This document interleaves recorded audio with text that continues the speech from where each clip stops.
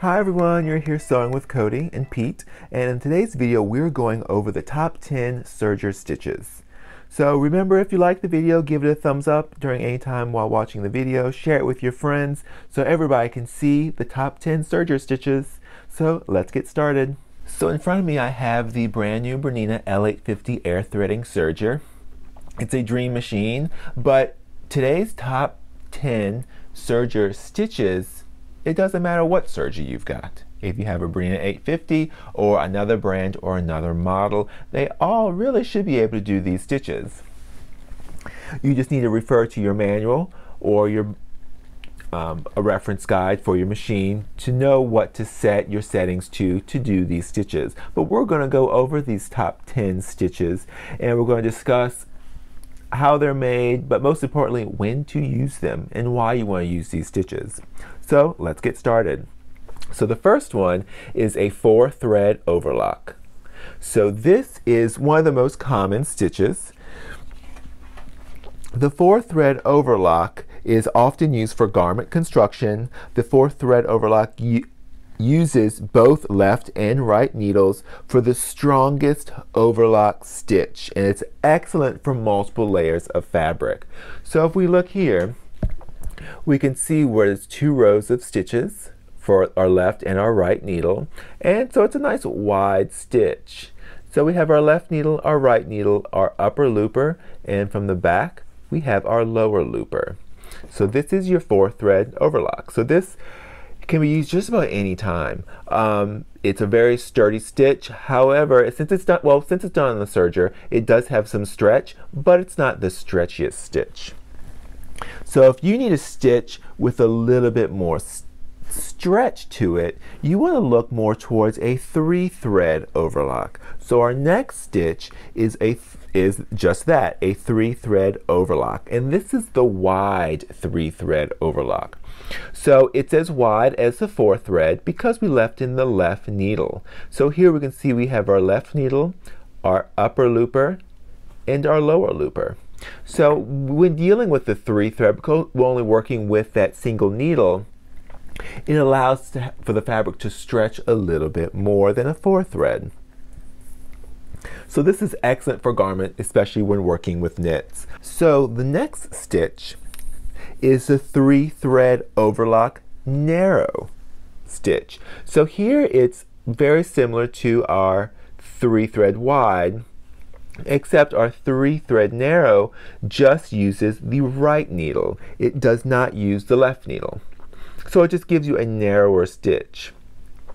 So the good rule of thumb is to determine when to use which one. So the narrow right needle stitches are excellent for lighter weight fabrics, and the wider, using the left needle, is better for heavier weight fabrics. So if we're working here, this one would be great for like a heavier weight knit, and this would be something better for a lighter weight knit. So the next set of stitches are our 2-thread overlock stitches. So here is the 2-thread wide overlock. So with this, and this is something not every machine is capable of doing. So you need to make sure your machine is capable of working with a 2-thread is it needs to have an upper looper converter. We're fortunate with the Bernina 850 and L890, it's already attached. We have to engage or disengage it. With some of the other Bernina models, there's a little attachment that you snap into place that's stored in your door. So here, if we look at our stitch, we have our needle stitching, and then this isn't just the upper looper, and underneath isn't the lower looper. It's actually all the lower looper because you're using the upper looper converter. So we're basically bypassing that upper looper. So what the stitch does is it comes over and it wraps all the way around. As you can see, there's no joining of stitches at the top. So our 2 threads really allow for some stretch. So like a wide 2-thread stitch is formed, just like I mentioned, is formed using the left needle and the lower looper thread using the upper looper converter. This stitch is used exclusively for delicate edges or edging and seam finishing. So this isn't necessarily something you want to actually sew a garment together with. It's not the strongest because we're just using 2 threads. So the next one is its counterpart, and that is the 2 thread overlock narrow. So you can see it forms just like the other one where it wraps the stitches around, but here it's just using the right needle. So the stitches are a little narrower. They're not quite as wide.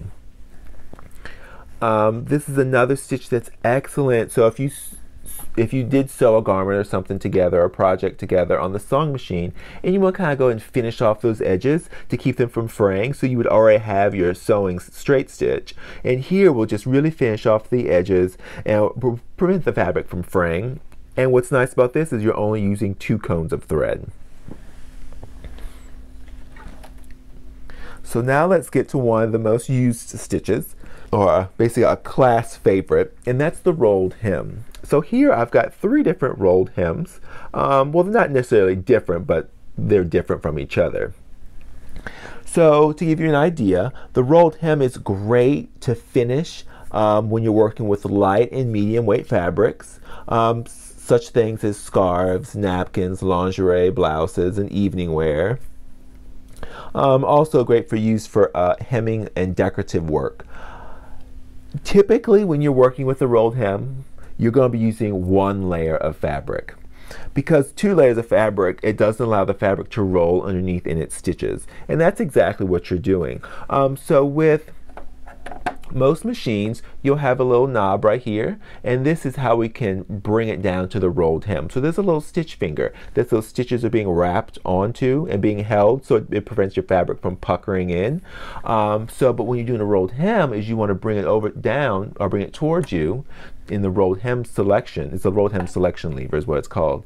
But it's brought towards you. Basically you disengage that. So you don't have that finger there for those stitches to wrap around. You're dealing with the raw fabric. And by changing the tension, it allows that fabric to roll underneath. So the first one that we have here is, well, actually all 3 of these. This is a 3 thread rolled hem. A 3 thread rolled hem has a defined front and back side because you are working with an upper and the lower looper. So with this, you want to make sure that you are sewing from the front side, because the back side, it's got the lower looper. It really allows the fabric to roll underneath, but you are going to see that stitch. So here, the difference between all 3 of these is, so this one is set to the machine's specifications, the default for a rolled hem. Here, I tightened up the stitch length even more, so the stitches are closer together. But the real trick with the rolled hem is using a fuzzy thread. So here are these settings, but here we used a woolly nylon in our upper looper. So you can really see how it finishes off those seams beautifully. So it really closes in those gaps. So to give you an idea of what the thread looks like and how it works, so here's the woolly nylon. So you can see when it's relaxed, it's nice and fluffy. But when it's being fed through the machine, it's nice and tight like normal thread. But once it's finished doing its job, being stitched, it then fluffs up and fills in those gaps. So the woolly nylon, or maxi lock stretch, or I think Wonderfil has a soft lock is what theirs is called. Wonderful, wonderful products. So you can really see the difference. So this one's definitely our preferred, using that woolly nylon, and you just have to use it in your upper looper. So those are a 3 thread rolled hem. So the next one is a 2 thread rolled hem. So we see it here, and we're also using the woolly nylon in the upper looper to give you a nice pretty stitch. But this is really designed for lightweight or sheer fabrics. Like scarves and napkins work nicely with this as well. And what's nice about the 2 thread is the front and the back look identical. And that's because, just like with our other 2 thread stitches, is the stitches are wrapped around. They're not met at the top, so our tensions don't have to be that drastically changed when working with the 2 thread. And working with that woolly nylon is wonderful. So that is the 2 thread rolled hem. So the next stitches are really neat stitches. These are our Flatlock stitches. So a Flatlock stitch is a decorative stitch that is created by serging 2 layers of fabric together, then gently pulling the layers apart until the seam lies flat. So this is what a Flatlock seam looks like once it's pulled apart and laid nice and flat. So to give you an idea what you'd use this for, so in addition to being decorative, a Flatlock stitch makes a comfortable flat seam finish for functional athletic wear. The seam is not only smooth against the skin, but also provides a nice amount of stretch for fabric that needs it. So here, and what's nice about the Flatlock is that you can use either the front or the back. It's two totally different looks, but it depends on what look you're going for, what you're working with. And something you'll notice here is whenever I work with any of my samples, I always write on them what they are, and sometimes I'll show, like in this case with the Serger, the different tensions for the different needles in the upper and the lower looper, and like the cutting width, just so I know when I pick this up, I know exactly what it is. I know it's a 3-thread Flatlock, and it's beautiful. And so this is actually a wide 3-thread Flatlock. So the stitches are much wider and further apart.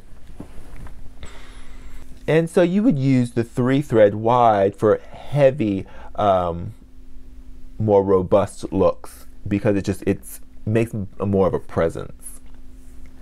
So the other one is a 3-thread Flatlock narrow.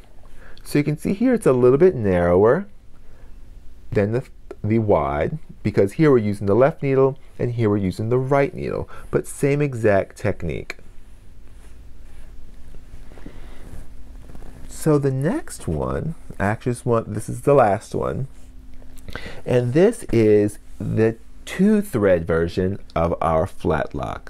So the 2-thread Flatlock, and this is the wide, you can also do it in narrow just by changing your needle positions. So the 2-thread gives you a little bit more delicate feel. Because you're using one less thread, I find it lays a little bit flatter. However, it's not quite as strong as our 3-thread Flatlock. So that's one thing to keep in mind when you are working with it, is that it's not that strong of a Flatlock. But a lot of times it is decorative. So to give you an idea of how you would really use this decoratively, or to give you an idea of what it looks in a more decorative fashion, I just threw this little thing together here. So it's just basically white fabric, and I pressed seams essentially of where I want to stitch my Flatlock, and I used a Christmas variegated woolly nylon, and that was just used in the lower looper in this stitch here. So you can see once you lay it flat, it gets nice and soft and nice and flat, but it gives you a really, really neat look. So one thing to always remember when you are working on a serger and you're creating your stitches, you want to make sure you're using a quality thread. So the threads that we use on our Bernina sergers are Serger, and there are other brands definitely. But so this is a higher quality, less lint thread compared to like Maxi-Lock, for instance. But there are other brands that you can use and other threads, and that's the beauty of a serger, is it's very versatile, because you can use weights of thread that you typically wouldn't be able to use in a sewing machine, because you can feed those threads in the upper or the lower looper, because it's not going through a needle. There's not much strain on that thread at all. But if you're piecing a quilt, for instance, you can use like an 80 weight Deco-Bob. You can use many different weights, many different brands. But one thing that we find really works best is sticking with polyester threads. For some reason, the sergers don't particularly care for cotton threads.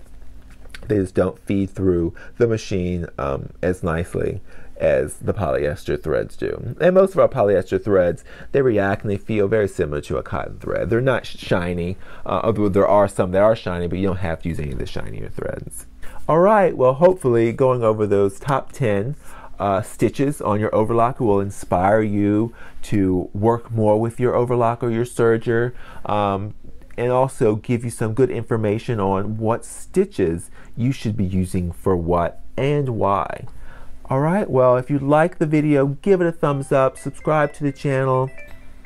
There are so many fun things you can do with your serger, so go out and go play with your serger. And always remember, happy sewing!